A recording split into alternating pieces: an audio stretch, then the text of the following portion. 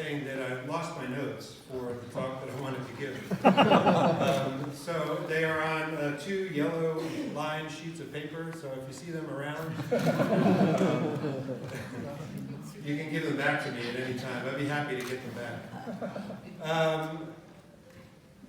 Somewhere around 8, 9, 10 years ago, in the course of a number of conversations with a lot of EOC business owners and entrepreneurs, Nick Sana made the comment that the economy of communion was prophetic. And that comment has just sort of stewed in the back of my mind ever since, trying to understand what that really means or think about what that means. And I happened to encounter just this past year a work by the Protestant theologian Walter Brueggemann titled The Prophetic Imagination. And it helped me to begin to make sense of Nick's comments. So I just want to talk a little bit this morning about how and why I would now describe the EOC with Nick as prophetic. At the heart of Brueggemann's idea of the prophetic imagination is his argument that a prophetic ministry, if you will, or an exercise of prophetic imagination is really something that is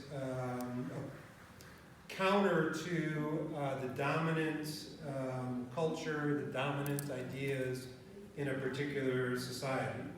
And of course, he builds his argument from the scriptural basis of the prophets and the role of the prophets in the life of Israel. But for me, as I watched young people go on strike this past year for global climate change and reflect on the words of Francis when he addressed the EOC in Rome a couple of years ago. And Francis said that the principal ethical dilemma of capitalism is the creation of discarded persons, people that are marginalized in many ways in terms of economic and social life. And it struck me that was really one of the ways of understanding the global climate strikes, that certainly young people feel marginalized, I think, in terms of the inability of the dominant culture, the dominant economic and political systems to address climate change in any meaningful way. So this was my frame of mind, trying again to understand the economy of communion as an exercise of prophetic imagination. And Brueggemann argues that there are 3 or 4 characteristics of a prophetic ministry or an exercise of prophetic imagination. First of all, it certainly needs to articulate an alternative consciousness to the dominant culture, the dominant political and economic systems. Secondly, it functions as a criticism of the dominant culture and the dominant economic and political systems. But interestingly enough, it's not a normal sort of criticism, but it's really a criticism that expresses itself as grief. That is a grieving for the inadequacies and the exploitation that exists perhaps in the dominant, the dominant sort of culture. So it's a criticism that's really expressed more as a grieving for what could be as opposed to what is, if that makes any sense. And a third characteristic of a prophetic ministry is that it arises from within a particular culture or tradition.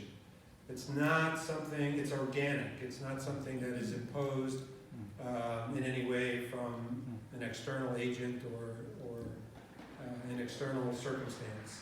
It grows up from within a tradition. And so when I think about the EOC in terms of those three characteristics, I think we can certainly say that the economy of communion is an alternative consciousness. If we think about what we've just heard from Celeste and from John about the people, the person-centeredness of the economy of communion, that certainly is an alternative consciousness. It's a different way of understanding what a person is, who a person is, but it also is, in the economy of communion also conceives of, as Celeste pointed out, the purpose of a business. It's an alternative to the dominant idea about what a business is. It's an alternative to the importance of relationships in economic activity. It's an alternative in their understanding of profits. So there are a number of ways in which you could argue, I think, successfully, that the economy of communion does suggest an alternative consciousness to the dominant culture. Secondly, I would argue that, and this is just based on my own experience of the economy of communion over a number of years, I do believe it to be an expression of grief.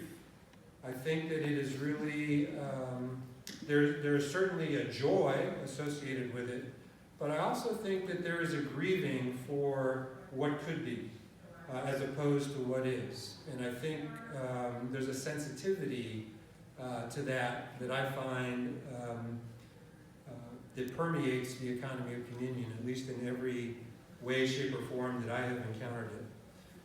And third, it's always been, well, I can't say always, but early on in my relationship with the EOC, it became pretty clear to me that the EOC, the economy of communion, certainly arises from the culture of the focal art. There is no doubt in my mind about that. So it arises from the spirituality of unity, from the charism of unity, and is certainly an expression of that. So for those three reasons, I argue that, and I agree with Nick, the economy of communion is indeed prophetic, and it's a prophetic voice. It's standing in our culture saying, no, there are some other considerations that need to be part of our social and economic life.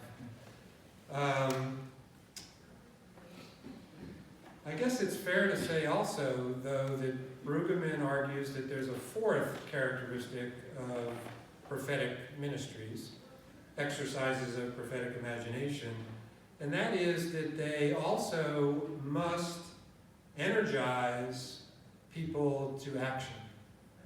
And I think this is where certainly the economy of communion has been an energized action for 30 years now. But that energizing to action is not something that's behind us. It is clearly in front of us. And so for the economy of communion to really be an exercise of prophetic imagination, it needs to continue to energize us to act going forward. It's not about where we've been and what we've done. It's about where are we going. Where does this ministry take us? So that's the best I can remember from my notes.